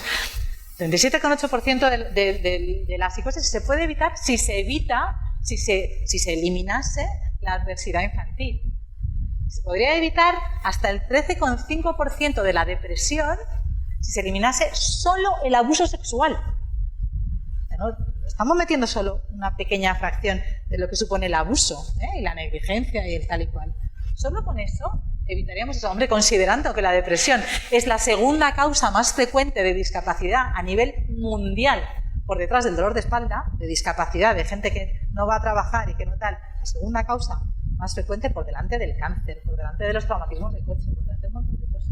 La depresión, si se evita el 13,5%, la cosa no va mal. Además con todo el sufrimiento que supone. Bueno, entonces teniendo esto en la cabeza nos damos cuenta, yo me voy a enfocar en estos aspectos fundamentalmente, lo que tiene que ver con la depresión, lo que tiene que ver con la psicosis, para entenderlo un poquito mejor, y con esto cerramos, ¿vale? Este es un metaanálisis que nos habla de depresión en niños y adolescentes. No me voy a ir a los aspectos, porque eso ya lo dejo para otros ponentes o para luego que hablemos, a los aspectos que tienen que ver con trauma infantil y problemas en la edad adulta psicológicos, que son todos y muchos. Pero yo me voy a quedar, como me han dicho que hable de infanto-juvenil, me voy a quedar en niños y adolescentes. Bueno, 2,6 veces más frecuente tener depresión en niños y adolescentes expuestos a traumas desde niños que en los no expuestos. Y además, la exposición a la violencia interpersonal es sobre todo la que media esta relación, más que otras, sobre todo la violencia interpersonal, junto con el abuso sexual, que es lo que habíamos visto antes. Mirad, este es un estudio que estamos haciendo nosotros ahora, y estos son las primeras presentaciones de uno de mis colaboradores en adolescentes que tienen trastornos afectivos de inicio temprano, trastorno bipolar o depresión, ¿vale?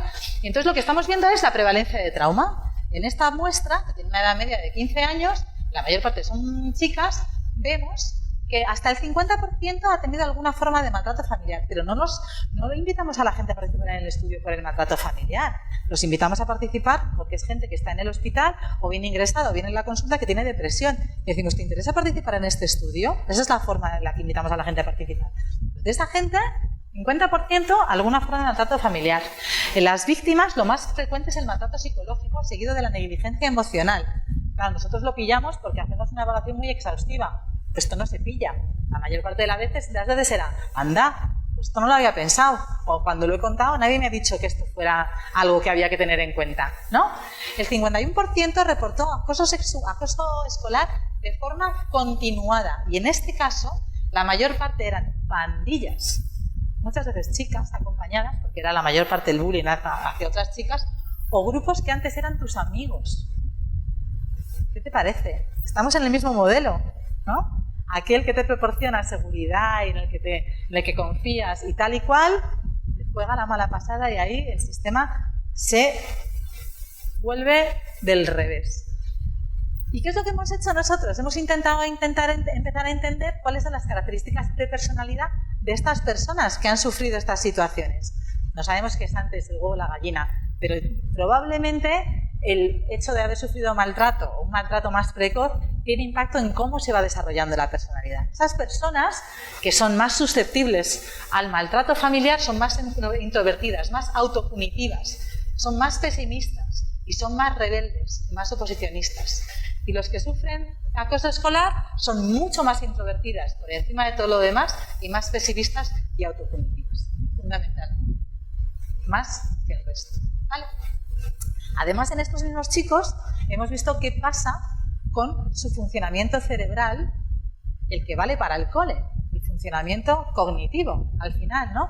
¿Cómo es el rendimiento de estos chicos que van con este bagaje, con esta mochilita? Pues hemos visto que aquellos con maltrato emocional tienen peor memoria de trabajo.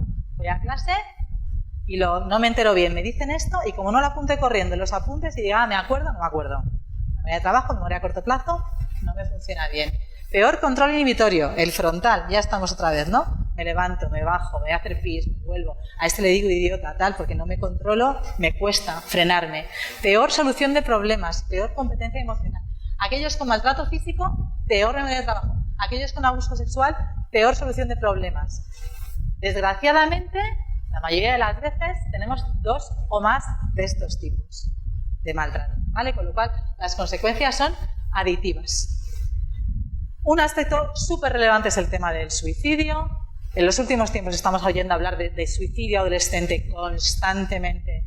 Y cualquiera que hace guardias en un hospital de la puerta de psiquiatría está horrorizado en los últimos tiempos con la cantidad de problemas que hay. Este es un estudio de mi compañero Juanjo Carballo, que trabaja también en el Marañón y que ha hecho un metaanálisis de este tipo, que ha visto que es mucho más frecuente un resultado de intento de suicidio, de conducta suicida en chicas, sobre todo, con abuso sexual. Hay más vulnerabilidad si además los padres tienen psicopatología y los chicos sienten que en casa no se les entiende o se les rechaza. El otro día tenía una charla con... Vamos a empezar un proyecto de investigación ahora en disregulación emocional. Entonces, antes de empezarlo, pues me he juntado con unos cuantos adolescentes, hemos tenido un grupo para ver a ellos qué les gustaría aprender de la disregulación emocional si decidieran participar. Y muchos de ellos decían, ¿cómo conseguir que los demás nos crean? ¿Cómo conseguir que en mi entorno se den cuenta de que esto que me pasa es que lo paso mal? Es que yo digo las cosas y me hacen así, como, eso son chorradas. Eso es fundamental, esa sensación de validación emocional, de llegar a casa y poder decir, me he pasado fatal, porque en el cole fulanita me ha dicho tal, y llegar a un sitio y poder llorarle a tu madre, que tu madre te haga así, y ya está, tampoco hay que hacer de esto una tesis, pero ¿no? Sentir que esto te lo recogen es fundamental, y en muchos de estos chicos no pasa, hay una negación constante de sécate las lágrimas y tira para adelante porque aquí no te pasa nada y esto es normal, y a mí también me pasaba. Pues claro, efectivamente, es que muchas veces a mí también me pasaba. Y es una desgracia que se perpetúa. Bueno, y otra serie de cosas, pero vamos, me quiero parar en esas que para mí son las que tienen más sentido que lo que hemos hablado. Un pequeño apunte de que solamente el bullying por sí solo tiene mucho peso también en la salud mental y mucho impacto, y es uno de los factores prevenibles. Hay estudios que hemos hecho también en nuestro hospital que están dando ya resultados de intervenciones para evitar el bullying en toda la Comunidad de Madrid y hemos visto que esto mejora los niveles generales de salud mental. Y luego lo que tiene que ver con la psicosis, este mismo modelo que hemos visto antes, ¿no? De la sensibilidad, el genotipo, es decir, los genes sensibles al estrés, la adversidad temprana que luego se potencia en la adolescencia, muchas veces adversidades adolescentes de bullying en el cole, fumar porros, es decir, una serie de adversidades a nivel biológico que son importantes tener en cuenta, porque son adversidades también, provocan más sensibilidad al estrés y provocan aumento de sensibilidad a la psicosis. Hay un aspecto relevante, que es que a veces cuando uno tiene un episodio de trastorno mental grave, y este es la psicosis como puede ser cualquier otro, eso es un estrés añadido. Tener un problema de salud mental es un estrés, y tener un problema de salud mental a veces provoca estrés postraumático, y ahora yo soy un enfermo, y ahora esto es para toda la vida, y no se lo puedo contar a nadie, y no puedo ir con los amigos que iba siempre, y cómo lo voy a contar, y soy un loco, y no voy a poder vivir con esto, y no voy a tener trabajo, y tal. Hay que acompañar a la gente después de un episodio. No es una cosa fácil, sobre todo si es un episodio que ha implicado hospitalización, ruptura de vínculos, muchos cambios. Y la adolescencia más, porque muchas veces después de un episodio le decimos, tú lo que tienes es que no ir más con tus amigos los porreros, porque esto te ha pasado por hincharte a fumar porros. Y dicen, vale, no voy con los porreros, ¿y con quién voy? Y no tengo otros amigos, me voy a quedar solo. Y tú ahí o acompañas y ayudas, o el sistema está ahí para hacer algo. ¿Qué estamos haciendo? No estoy diciendo que sea mejor ir a fumar porros. Es que hay que darse cuenta de la alternativa que tenemos cuando decimos no hagas esto, ¿vale? Bueno, todo esto yo creo que lo hemos revisado al final, también con la psicosis. La prevalencia es brutal, de abuso sexual, de otro tipo de traumas, etcétera, etcétera. Y este es el último estudio que os quería presentar de este tipo, y ya paso a otra cosita y termino. Que es que hemos visto, y estos también son estudios de una compañera mía, de Marta Rapado, que trabaja mucho con Australia, ya se formó allí, y ha visto que el efecto del trauma sexual, del abuso sexual, sobre la posibilidad de desarrollar psicosis, está mediado por el efecto que tiene el trauma en la biología del cerebro. ¿Vale? Es decir, una vez que el trauma tiene impacto por toda esta cascada que hemos visto previamente en el cerebro, fundamentalmente en la zona temporal, en el desarrollo de la corteza temporal, que es la corteza auditiva, la psicosis, alucinaciones, fundamentalmente auditivas, al final está todo relacionado. Hay que pensar un poco desde la biología para entender las cosas, hace que sea más probable que haya una transición a la psicosis. Y la última cosa que no podía dejar de mencionar hoy es otro aspecto traumático que estamos viviendo todavía hoy, como es el tema este de una enfermedad que no existía hace 3 años y que ahora mismo es lo único de lo que hablamos. Parece que solamente existe esta enfermedad, que es el COVID. Este es un metaanálisis que hicimos hace 1 año, ahora mismo, y entonces en él lo que revisamos fue el impacto del COVID y el confinamiento como factor traumático sobre la salud mental. Y es en ese momento, todo esto ha evolucionado. Pero para que os deis cuenta, 3 perlitas. Vimos que estaba relacionado con aumento de la depresión y con la depresión grave, fundamentalmente, con aumento de autolesiones, ideación suicida, planificación suicida, intentos de suicidio, y con síntomas frecuentes de TDAH, que no implican que sea TDAH, que no implica que sea inatención, pero con más síntomas de inatención, de inquietud, de impulsividad, de dificultad para funcionar en este sentido.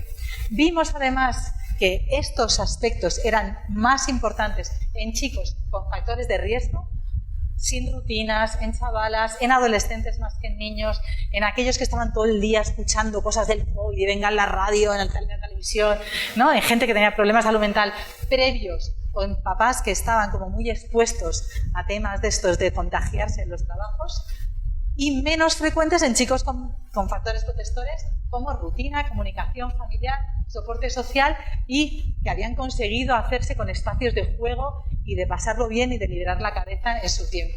Y además vimos que el impacto era mucho más importante en niños con necesidades educativas especiales y en niños con trastornos del desarrollo, en niños con trastornos del espectro del autismo, más síntomas emocionales, problemas de conducta y hiperactividad en cualquier trastorno del desarrollo, y más problemas de conducta en niños con TDAH. Bueno, entonces con todo esto espero que nos haya quedado, espero haber podido defender mi tesis de que el trauma temprano es bastante frecuente, es más frecuente de lo que hemos leído en muchos sitios. Y yo, claro, tengo mi sesgo porque yo me dedico al trastorno mental grave y estoy en un hospital, pero cuando leo otras cosas y me voy a otras fuentes veo que es suficientemente frecuente, que es muy importante tener en cuenta que el trauma no es solamente el terremoto, el COVID, el coche que te pilla, la muerte traumática, sino que el trauma vincular está muy presente y hay que identificarlo y hay que poderlo trabajar.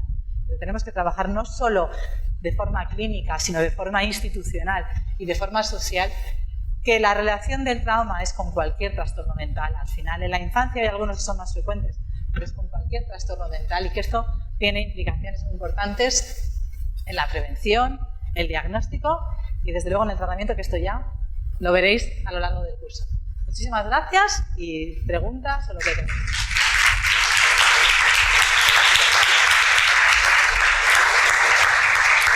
Muchas gracias, Carmen. Ha sido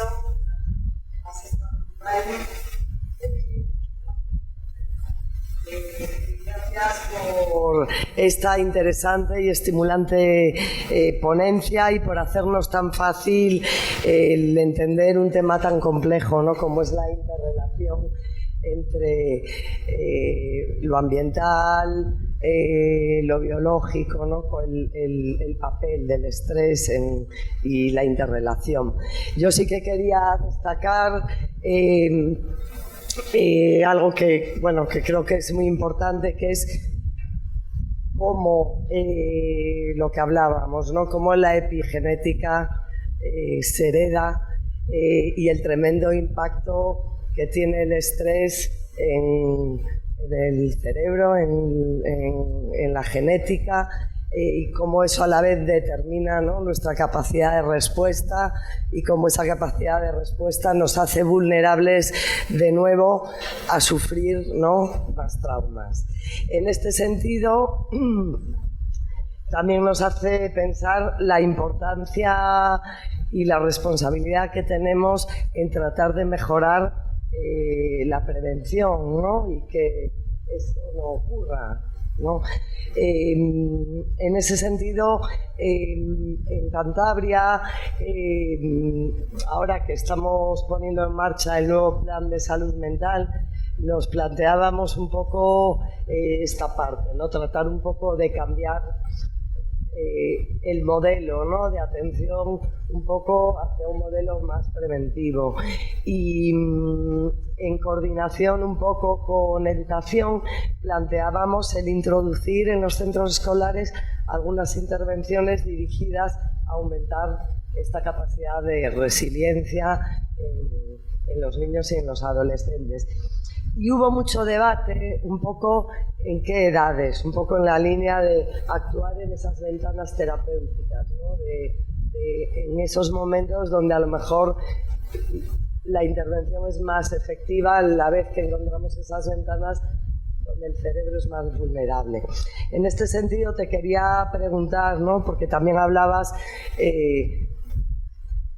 no solo, ¿no?, del impacto, sino cómo a veces los propios agentes maltratadores también han sido a su vez maltratados, ¿no? Es importante. Entonces, estas intervenciones preventivas, ¿con quién? Con padres, con los niños, con los adolescentes, ¿en qué momentos, ¿no?, en qué momentos, en qué cursos o a qué edades crees tú que sería más importante o más efectivo? Yo creo que la intervención más efectiva es la que se puede hacer. Eso para empezar. Es decir, uno puede tener una intervención universal y tal, y si no la puede hacer, pues no es nada efectiva. Fatal. Es más efectivo lo que uno puede hacer. Entonces, si hay posibilidades de hacer intervenciones en los colegios, infinitamente mejor que no hacerlas. Realmente estás tratando, sobre todo si lo haces en las edades antes de los 16, ¿no?, con población que está obligatoriamente en el cole, con lo cual la tienes a toda allí reunida y tienes posibilidad de hacerlo. Yo creo que la diferencia es en cuál es el enfoque según la edad de los niños. Es decir, no es que no puedas hacer una intervención preventiva, es que probablemente no es lo mismo lo que vas a hacer con un niño de 4 o 5 años, donde probablemente te tienes que enfocar mucho más en intervenciones motoras, en intervenciones que van a potenciar el desarrollo neurológico en otros aspectos, en intervenciones que tienen más que ver con el entender al otro y en ser capaces de funcionar en ese sentido, que en intervenciones que vayas a hacer en adolescentes. En adolescentes, intervenciones tipo DBT van a funcionar mejor intervenciones tipo mindfulness van a funcionar en algunos aspectos mejor, no necesariamente, algunas intervenciones de mindfulness para niños chiquitos a partir de los 8 o 9 años que funcionan también, pero van a funcionar mejor en adolescentes. Entonces, yo creo que no es tanto el qué, sino también abrir un poco la ventana a qué tipo de intervenciones son las que queremos incluir aquí, qué factores de resiliencia queremos incluir aquí. Si yo tuviera que apostar y yo tuviera el dinero que gastar y me dejaran, yo creo, sin duda, que para mí la intervención Princeps es la intervención sobre el vínculo temprano. Entonces, la intervención perinatal, sin ninguna duda, y la intervención perinatal, además teniendo en cuenta que en muchas ocasiones hay gente que tiene niños, hemos visto, ¿no?, que niños enfermitos, niños con bajo peso, niños complicados, son niños con más tendencia a sufrir traumas vinculares. Para empezar, son niños a los que a veces, todavía hoy, no se hace el piel con piel con ellos. Son niños a los que todavía no se puede amamantar muchas veces por los propios sistemas de salud. Niños que tienen que estar mucho tiempo en la incubadora. Entonces nos ponemos en prematuros extremos. El otro día he escuchado una conferencia apasionante de un neonatólogo que decía que están empezando a implementar experiencias en las cuales la mamá entra en la UCI con el bebé y está haciendo piel con el bebé metida en la UCI, dentro de la UCI. Y el niño está lleno de tubos tal, y están los dos aislados. Están ahí metidos, como si estuvieran todavía en el útero, pero con la UCI por fuera. Es decir, en determinados aspectos creo que esa es una muy buena intervención. Pero hay otra población muy importante que es la de nuestras pacientes y nuestros pacientes con problemas vinculares no diagnosticados, porque les hemos puesto una etiqueta de trastorno límite, depresión crónica, distimia, tal, que tienen hijos y tienen problemas. Yo cuando me formé en Estados Unidos, una de las adaptaciones que más me impactó fue la que hice con un tipo flipante que se llama Dan Schechter, que ahora está en Suiza, que él lo que hacía era una intervención con adolescentes maltratadas que tenían hijos, que eran madres adolescentes. Y hacía una intervención vincular sobre cómo vincular con el bebé. Y esas intervenciones están muy poco hechas, porque al final estamos muy disociados del sistema social y el sistema sanitario. Yo creo que cursos como este ayudan a mejorar la integración, a empezar a entendernos y darnos cuenta de que no hablamos de cosas muy diferentes, sino que somos complementarios. Y esas intervenciones tienen muchísimo valor. Yo creo que lo que más valor va a tener al final, gracias a que tenemos la psiquiatría infantil-juvenil con nosotros, es cuando consigamos de verdad integrar la atención de psiquiatría y de psicología a lo largo de la vida.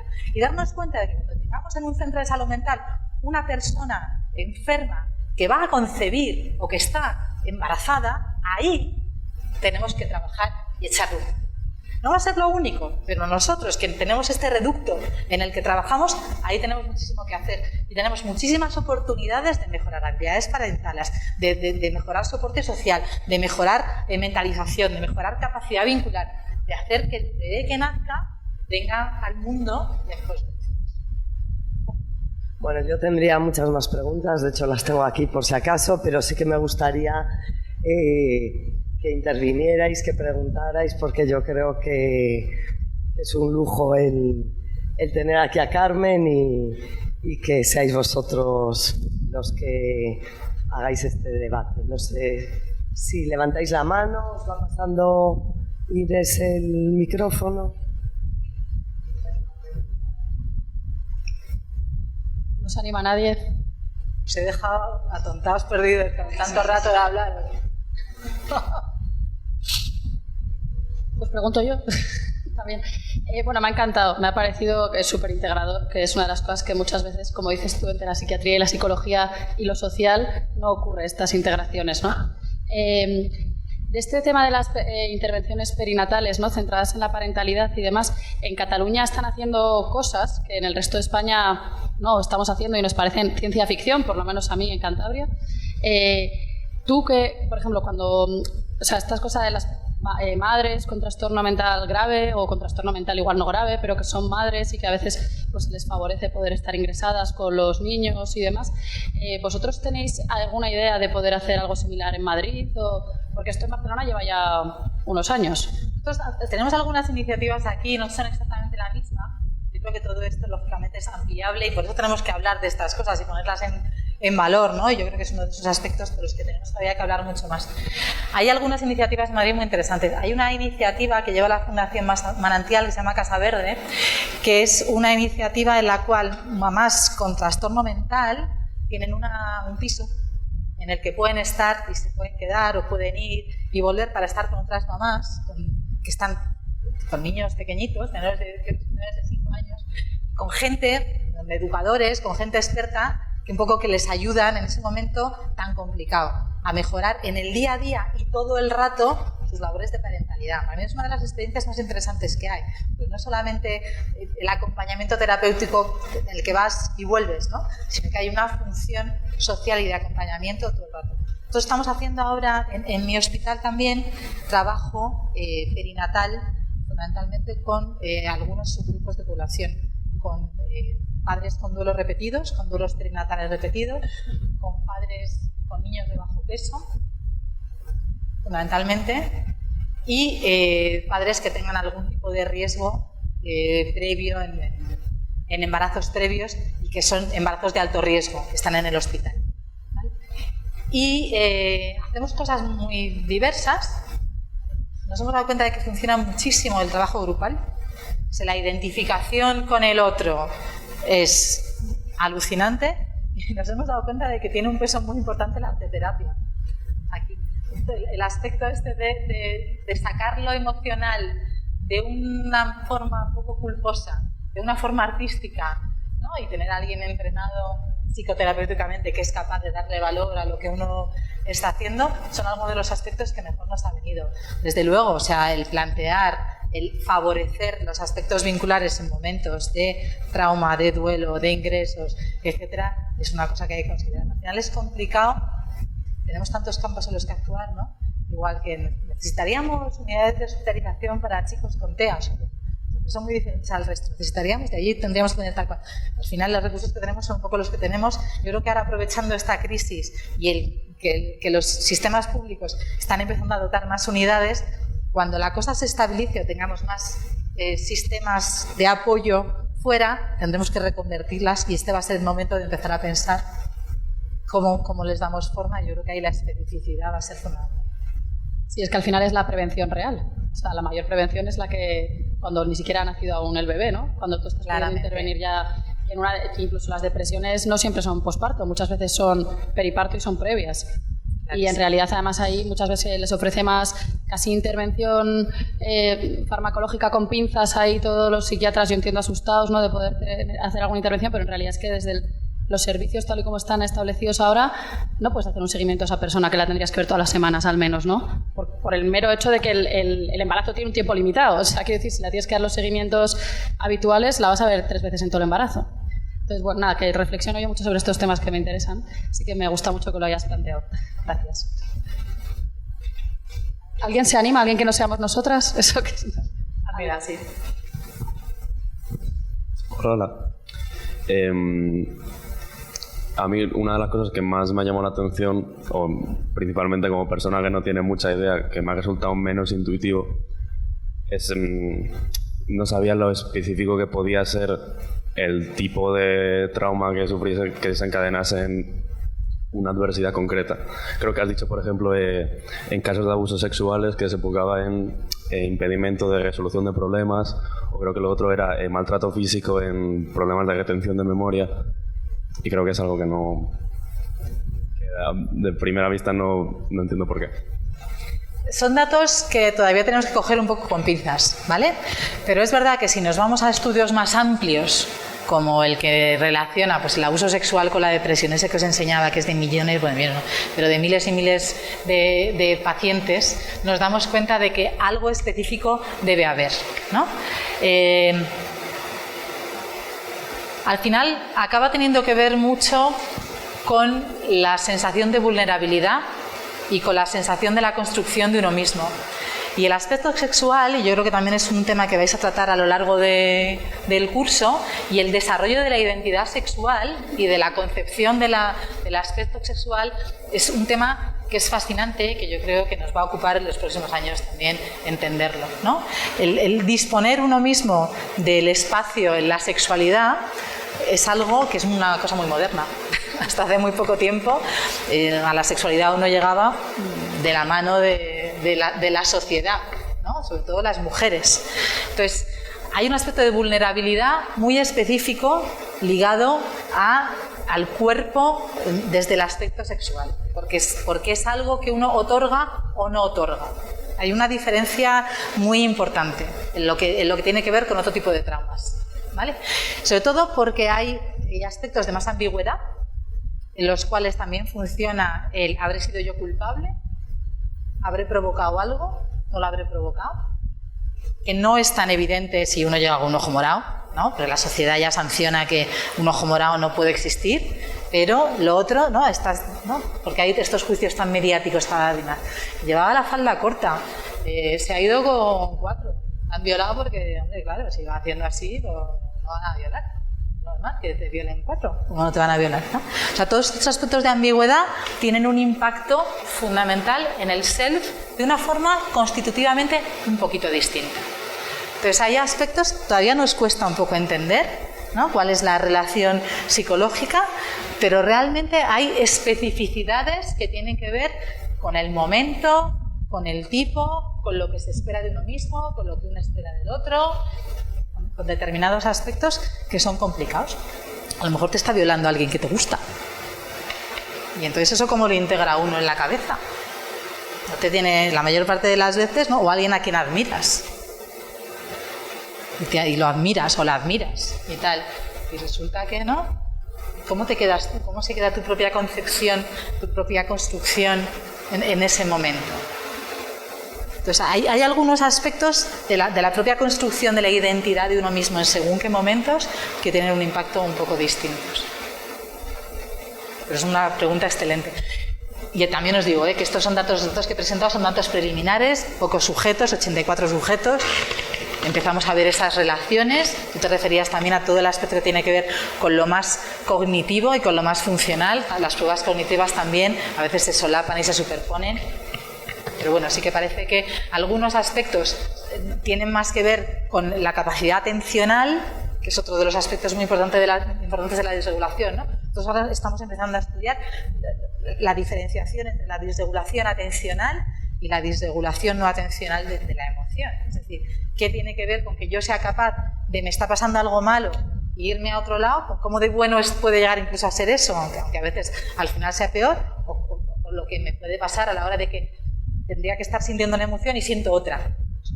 Son dos aspectos muy diferentes, que a veces los confundimos. Esto da para mucho, es un tema un poco así. ¿Alguien más? Sí.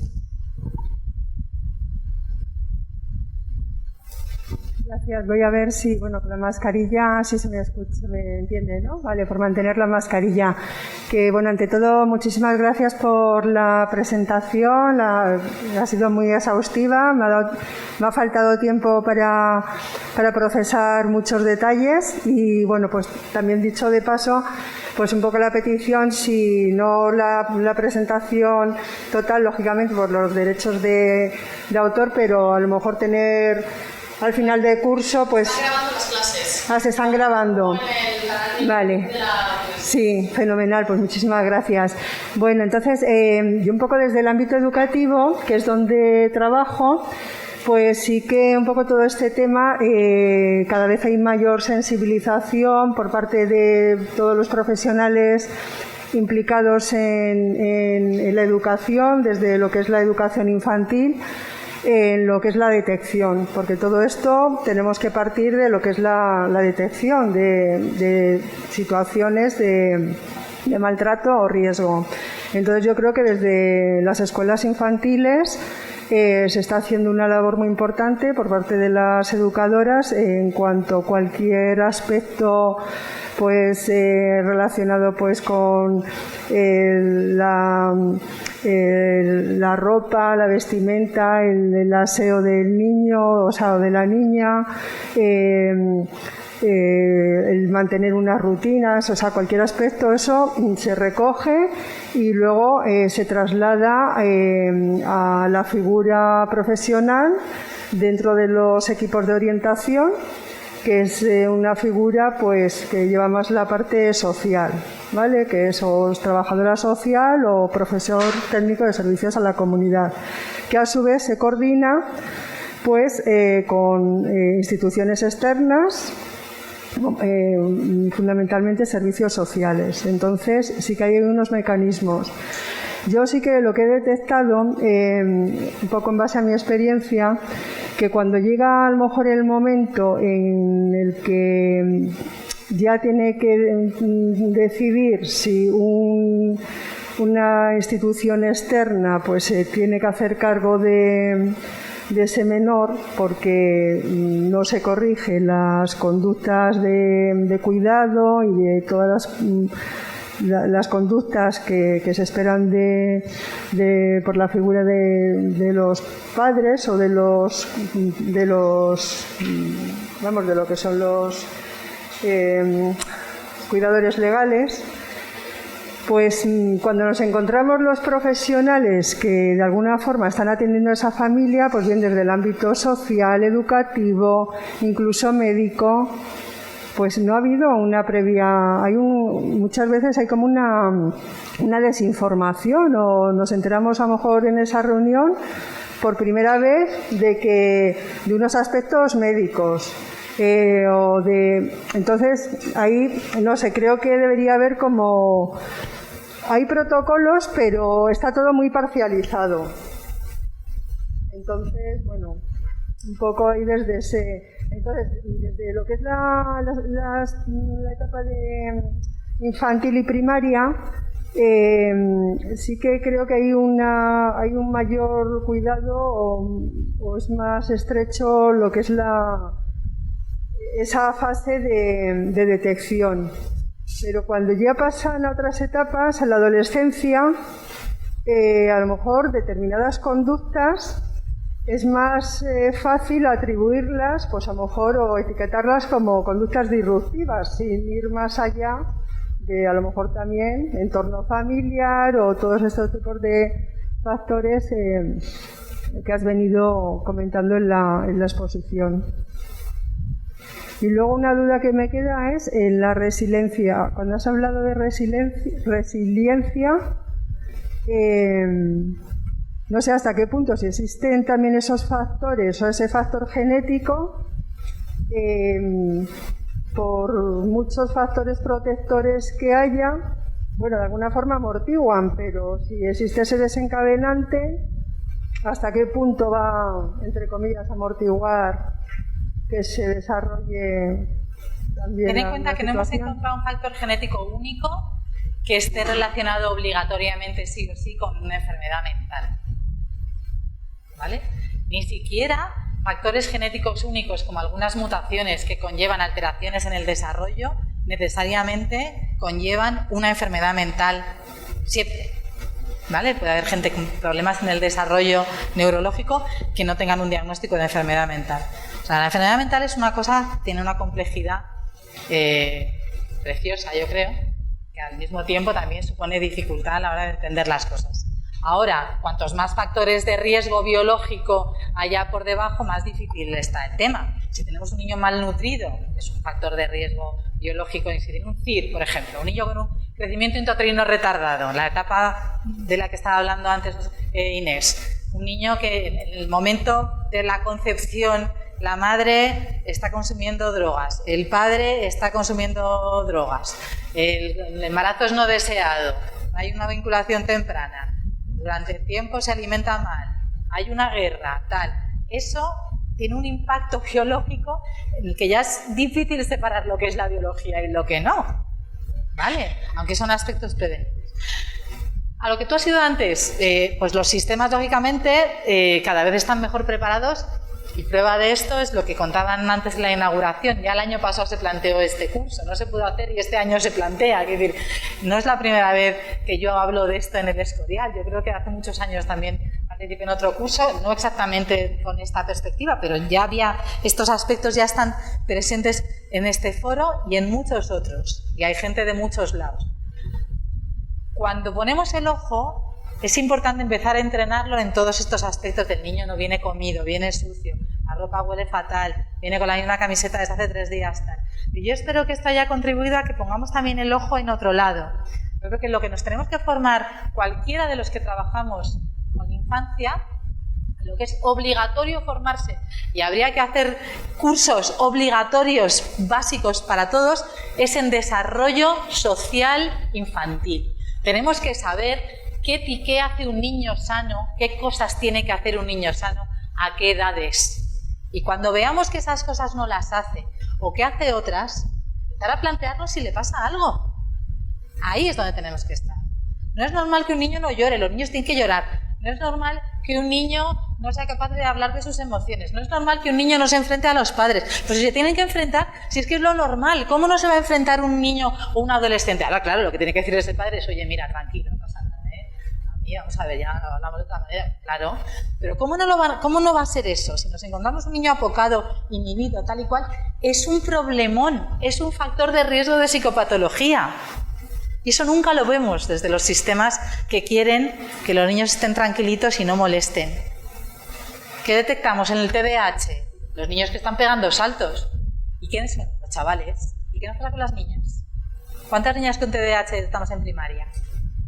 ¿Y cuándo las detectamos? Cuando estudian, pobres, y a los 16, si esta niña parece lista y lo suspende todo, porque no ha dado un ruido la criatura. Entonces, hay unos aspectos muy importantes de desarrollo social y de aprender el desarrollo social en los que todos tendríamos que estar involucrados. El otro día, en la charla esta que tuve con estas chicas, que eran casi todas chicas, antes de empezar el estudio, decía una, es que yo no entiendo cómo cuando vas a ponerte las vacunas no te preguntan por cosas de cómo estás.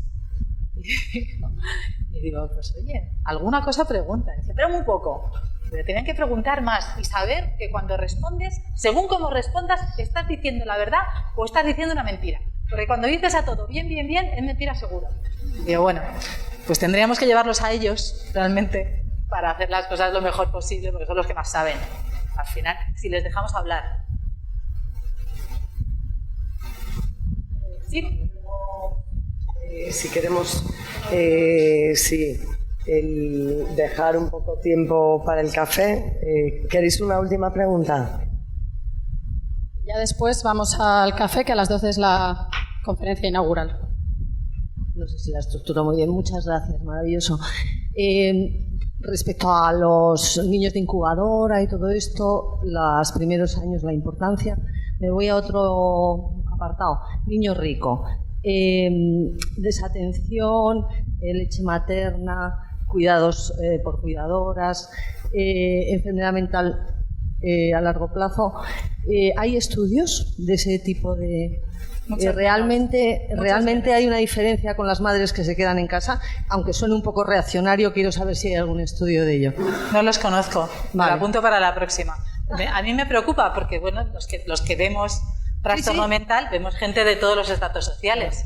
Y desde luego, la desatención y la desafección no es exclusiva de unos y de otros, puede aparecer en muchos. Y el cómo conciliar el desarrollo personal y el cuidado es un tema. Claro. Gracias. Bueno, no han quedado miles de preguntas, pero vamos a tener que parar porque si queréis descansar un poquito para hacer y luego ir a la presentación, pues... Sí, muchas gracias. Vale, nada. Nosotros